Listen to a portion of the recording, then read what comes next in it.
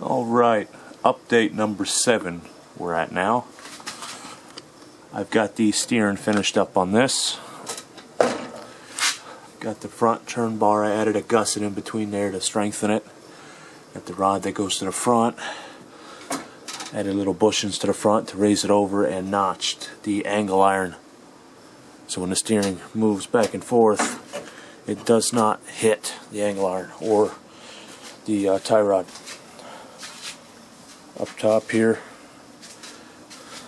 that's the top view. Let's see. Left turn, right turn, left turn, right turn, and then straight. That's that working down there. I'll zoom in. Right turn, left turn. There we go. Steering wheel's in place, brake support's in place. The steering wheel is a 15-inch steering wheel I got from EC Distributing. For right now, I figured it'd be smart to just put the starter button where it says ignition. So I just drilled the hole out bigger in the stock dash and put that there. Clutch pedal.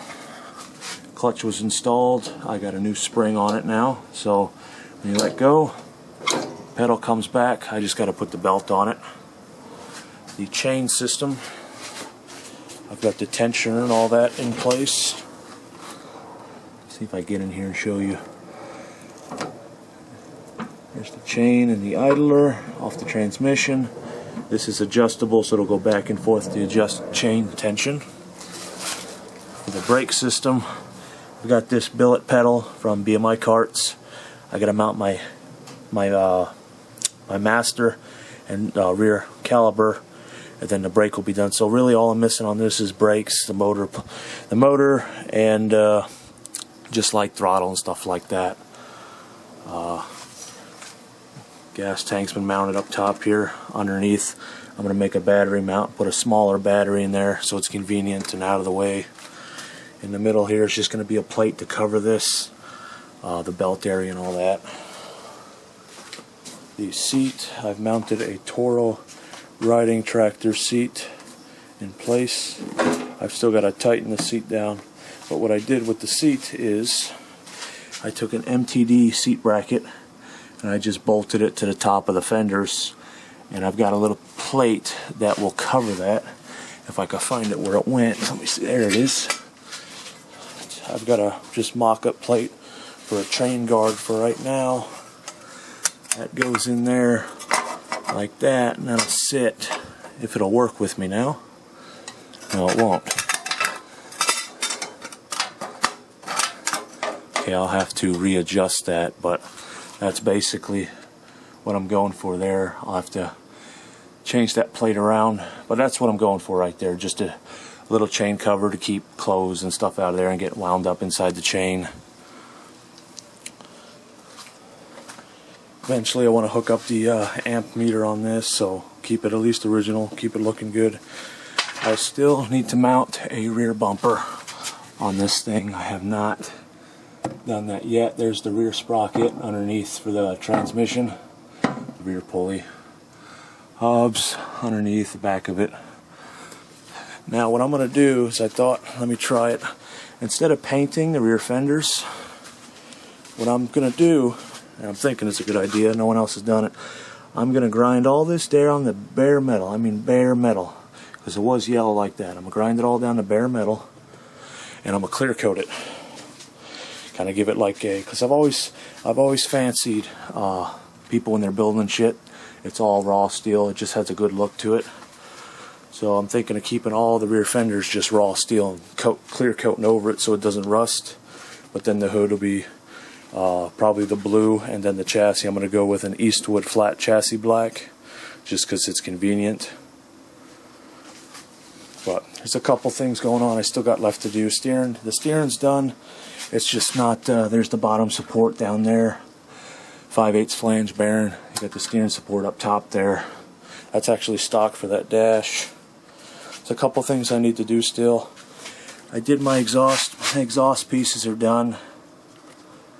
They're not my best work, but they'll do the job. I've got the long-sided pipe Then I've got this short-sided pipe, which I put in kind of at an extreme angle to kind of increase back pressure on the one side, because number one cylinder will have a little bit more back pressure because of all the bends, and because that literally, it comes out and it literally hugs the motor, because I had to work around the lips of the chassis, and then that number one would have more back pressure. So I put this at a sharp angle to try to get this cylinder to have some back pressure. Motor wise, camshafts installed. Got the just waiting on cylinder heads now. Everything internally is done in it. The rods are all put in. I got to put governor on it, carburetor, intake, lifters are in it. They were soaking in oil, so those should be good. Just waiting on heads. I ordered them from Jack Small Engines, and these heads are the stock heads for this motor. Just a pain in the ass to get because they're on intergalactic back order. So I don't know when I'll be able to get those. Someone was asking me what kind of welder I use. It's an Eastwood. It's a nice welder because, I mean, it goes up. It says it goes up to at least 1/4 inch steel. I can do 1/2 inch steel with it. Just make multiple passes.